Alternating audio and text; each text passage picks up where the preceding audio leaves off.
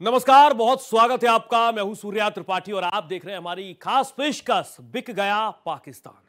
कर्ज के बोझ तले दबकर करा रहा है कंगाल पाकिस्तान। हालात ऐसे बन चुके हैं कि ब्याज चुकाने में ही तबाह हो जाएगी पाकिस्तान की इकॉनमी।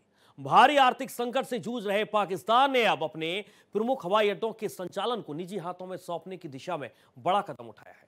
सरकार ने राजधानी इस्लामाबाद अंतर्राष्ट्रीय हवाई अड्डे का संचालन और प्रबंधन संयुक्त अरब अमीरात यानी कि यूएई की एक कंपनी को देने की योजना भी बनाई है। यह फैसला एक सरकार से सरकार यानी कि G2G समझौते के तहत किया गया है। पाकिस्तान ने इसके लिए ब्रिटेन और तुर्की की संयुक्त बोली को ठुकरा दिया है।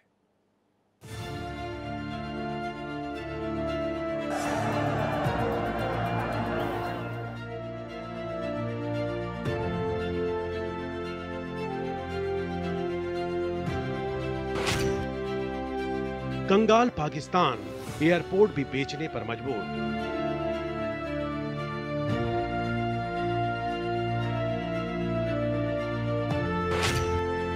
यूएई कंपनी को मिलेगी 60% हिस्सेदारी।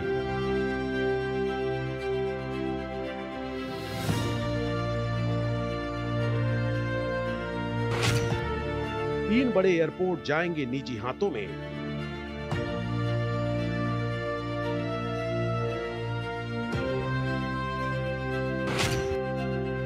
आईएमएफ की शर्तें और 1.2 अरब डॉलर की उम्मीद।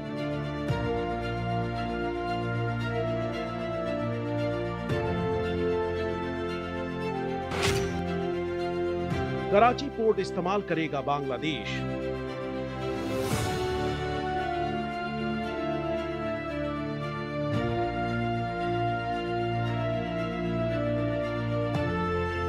बंगाली और जंग के हालातों के बीच अब पाकिस्तान अपना हवाई अड्डा नीलाम करने पर मजबूर हो गया है।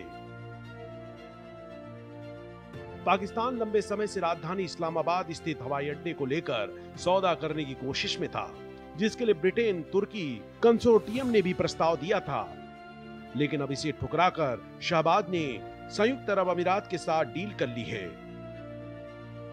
अब इस्लामाबाद एयरपोर्ट का भी देखरेख का काम यूएई के हाथों में सौंप दिया गया है। इस डील के मुताबिक एयरपोर्ट से पैदा होने वाला रेवेन्यू 2 हिस्सों में बांटा जाएगा। इसका बड़ा हिस्सा पाकिस्तान के हाथ में आएगा और बाकी का पैसा यूएई अपने पास रखेगा। पाकिस्तान भारत को आंख दिखाने की कोशिश तो खूब करता है, लेकिन उसका घर तक गिरवी है। पाकिस्तान के हर बंदे पर अब औसतन 3 लाख रुपए से ज्यादा कर्ज बढ़ चुका है। पाकिस्तान का कुल सार्वजनिक कर्ज जून 2025 तक बढ़कर 286 अरब अमेरिकी डॉलर से ज्यादा हो गया है, जो पिछले साल की तुलना में करीब 13% ज्यादा है। इतनी कंगाली के बावजूद पाकिस्तान की सरकार और सेना भारत के खिलाफ सियासी और सैन्य बयानबाजी करने से बाज नहीं आती। आर्थिक संकट से जूझ रहे पाकिस्तान ने बड़ा कदम उठाते हुए इस्लामाबाद अंतर्राष्ट्रीय एयरपोर्ट का संचालन यूएई की कंपनी को सौंपने की तैयारी की है। रिपोर्ट्स के मुताबिक पाकिस्तान ने इसके लिए ब्रिटेन और तुर्की की संयुक्त बोली को ठुकरा दिया है। यह फैसला एक सरकार से सरकार G2G समझौते के तहत होगा। पाकिस्तान के रक्षा मंत्रालय में विमानन मामलों के संयुक्त सचिव वसीम तारिक ने संसद में बताया कि अबू धाबी इन्वेस्टमेंट के साथ बातचीत जारी है। यूएई की कंपनी ने पाकिस्तान को कुल राजस्व में 60% हिस्सेदारी देने का प्रस्ताव रखा है, जबकि ब्रिटेन की ERG यूके और तुर्की की टर्मिनल यापी ने सिर्फ 40% हिस्सा देने की पेशकश की थी। पाकिस्तान सरकार का मानना है कि यूएई के साथ ये सौदा ज्यादा फायदेमंद साबित होगा और इससे देश में विदेशी नीति को बढ़ावा मिलेगा।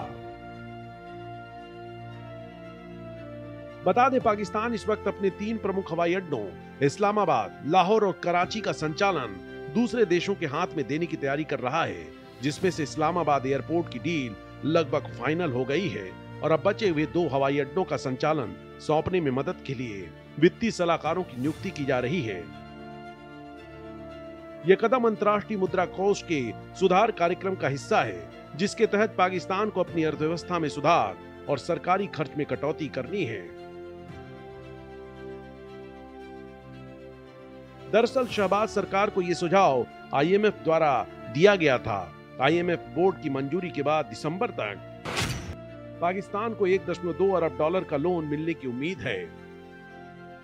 इससे पहले वॉशिंगटन बेस्ड इस ऋणदाता ने पाकिस्तान को फाइनेंशियल लीक रोकने और व्यवसायों में उनकी उपस्थिति कम करके अपनी अर्थव्यवस्था को सुधारने की हिदायत दी है।